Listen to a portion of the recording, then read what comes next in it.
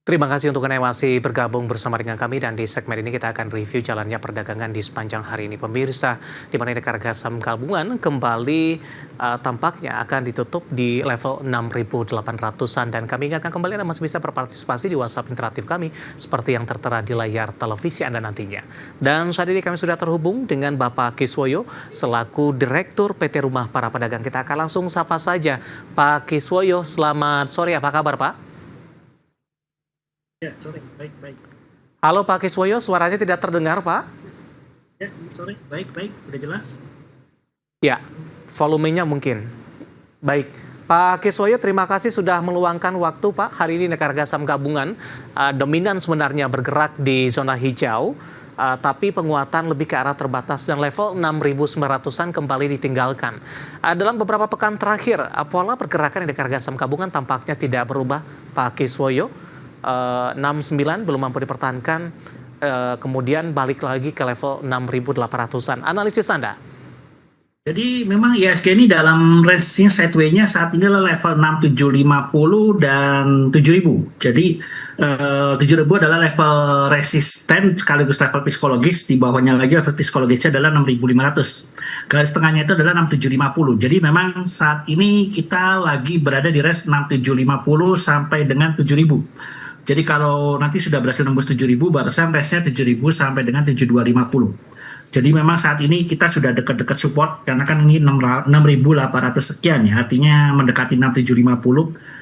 Ini hanya tinggal menunggu waktu untuk naik ke atas lagi saja, ke arah mendekati 7.000. Dan harapan bisa tembus di atas 7.000 ya, apalagi minggu depan ada IPO besar. Dan memang volume kita ini kecil karena ini persiapan, bayangkan ada 8 IPO dalam waktu seminggu, itu minggu depan 3 hari ya, 3 hari itu langsung ada 8 IPO, ada yang besar-besar pula, sehingga ini memang menyedot likuiditas, sehingga dari minggu kemarin sampai minggu ini volume transaksi atau nilai transaksi kita memang mengecil terus sih, sebetulnya seperti itu.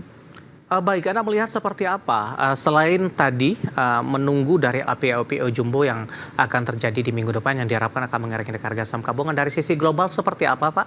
Kemudian kalau dari juga sisi posisi global, asing.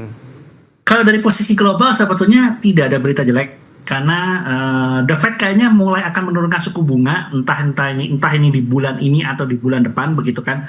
Trump sudah memaksa terus ya, artinya supaya The Fed menurunkan suku bunganya, dan sesuai biasanya guidance-nya adalah di akhir tahun. Jadi akhir tahun kemarin itu sudah memberikan sinyal bahwa The Fed akan menurunkan suku bunga tahun ini 2 kali. Nah, diharapkan sih bisa lebih. Kalau Trump kan pengennya secepat mungkin dan serendah mungkin.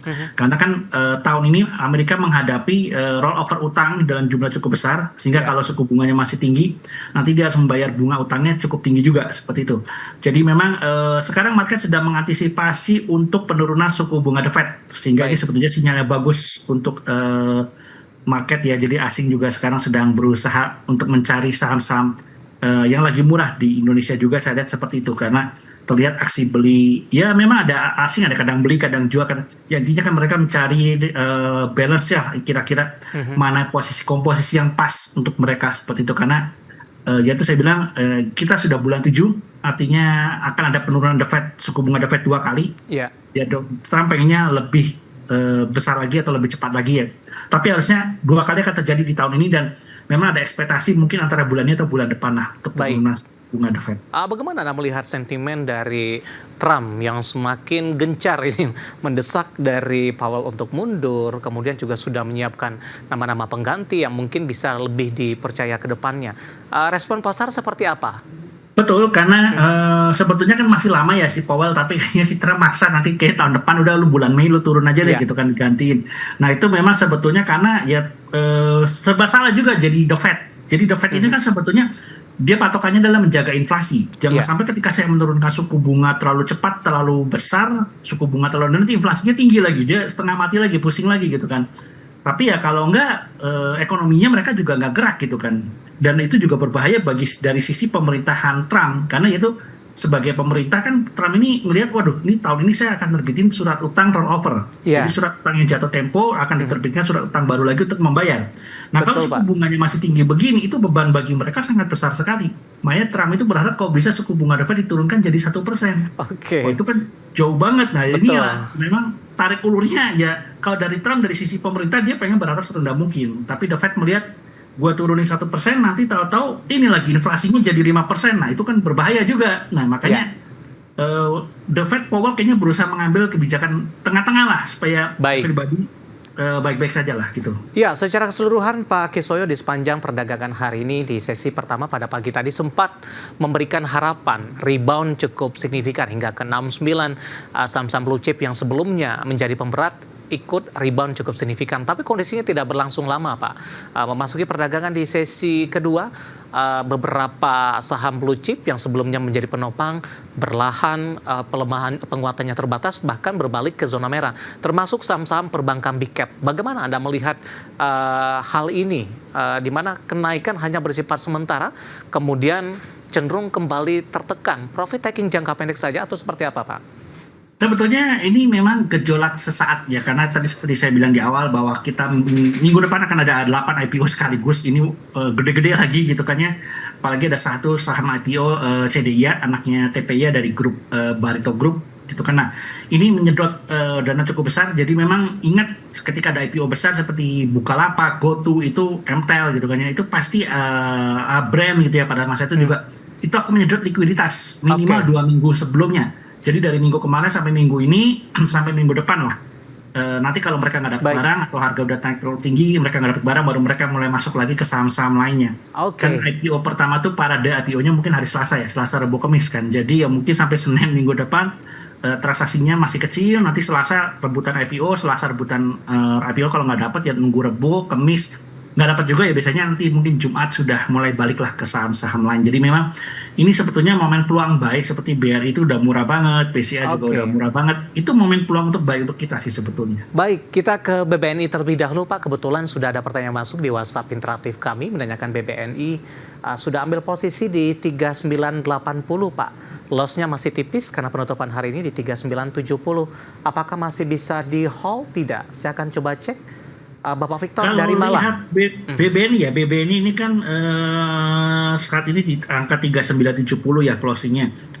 Ya kalau dilihat sebetulnya harga wajar dia bisa ke arah 5.000 lagi sih sebetulnya. Ini memang penurunannya udah dalam banget ya. Ini penurunan dalam.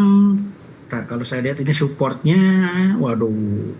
Ya semoga 3900 nggak tembus. Karena kalau 3900 tembus akan ke bawah. Tapi dari sisi valuasi ini sudah murah banget. Jadi saya bilang menarik sih untuk dibeli. Ya kalau takut belinya dicicil lah gitulah. Di berapa Pak? Dari area sekarang sudah bisa beli.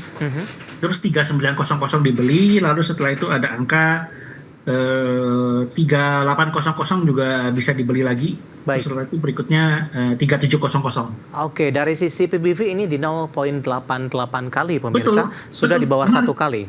Betul, menarik sekali. Jadi saya bilang dari sisi 4 bank besar ya, BCA, BRI, Mandiri, BBNI yang paling murah memang BBNI. PBV-nya di bawah 1. Saya bilang ini harusnya jangan takut lah untuk beli BBNI. Yaitu tadi seperti Mas David bilang, ini PBV di bawah 1. Ini perbankan yang besar, asetnya besar, sehat juga, selalu rutin bagi dividen juga, gede lagi dividennya. Jadi nggak usah takut lah gitu. Baik, dari posisi analisis untuk BBNI Pak, kita bergeser ke posisi perbankan big cap lainnya. Saya akan coba cek ini saham-saham pilihan yang Anda rekomendasikan. Biasanya juga ada beberapa dari perbankan. Tapi yang tidak akan kita bahas nantinya ada posisi dari BBNI tadi sudah kita ulas. Kemudian juga dari sisi posisi dari perbankan big cap lainnya Pak, selain BBRI, BBCA, BBNI, Mandiri ya. Mandiri. Ya kalau lihat Mandiri juga sama, ini sudah murah karena di bawah 5.000 ya. Jadi sudah di bawah 5.000 ini buy merem, artinya udah buy merem, simpen aja, nanti pasti akan naik. Karena kalau dilihat harga wajar harusnya sih dia bisa sampai ke level 7.000-an sampai 8.000-an lagi. Jadi memang saya tahu nih terutama ya BUMN, Bank BUMN ini dari Mandiri, BRI, BBNI, itu terutama BRI ya itu dihajar besar-besaran karena kemarin kan ada soal isu itu kan koperasi merah putih. Jadi begini, saya tegaskan lagi, itu tidak akan memberatkan perbankan. Jadi dananya sebetulnya dari pemerintah. Jadi tahun kemarin itu kan pemerintah ada dana desa. Dana desa itu langsung pemerintah pusat ya, pemerintah pusat ngasih duit ke kepala desa buat bangun-bangun dan sebagainya, habis kan duitnya hilang gitu aja. Nah kalau ini enggak, jadi duitnya itu dari dana desa dikucurkanlah ke koperasi supaya koperasi itu berbisnis gitu loh. Jadi duitnya nggak langsung habis. Nah cuma siapa yang mau ngawasin koperasi? Nah mau tidak mau makanya pemerintah ngasih duitnya ke bank. Nanti bank mengucurkan kredit ke koperasi. Artinya bank-bank itu diminta, lu bank BRI, Mandiri, BBNI, tolong jagain untuk Iya. koperasi. Koperasi itu punya punya bisnis plan. Jadi kalau bisnisnya kira-kira, ini saya mau berbisnis ini, Bank BRI bilang kan mereka punya analis kredit kan, oh Iya. ini nggak bisa nih bisnisnya rugi, lu jangan bisnis ini. Nah akhirnya Baik. Pak kucurkan kredit. Pak Kiswoyo, di luar dari beberapa proyeksi yang Anda sampaikan, ini terkait dengan kinerja di semester pertama, Pak. Kalau kita update dari bulan ke bulan, ternyata masih terjadi perlambatan untuk saham-saham perbankan big cap ini. Proyeksi Anda dan arah ke depannya dengan beberapa ekspektasi dari beberapa proyeksi, kalau di semester pertama, kinerja dari perbankan big cap masih akan cenderung melambat, Pak.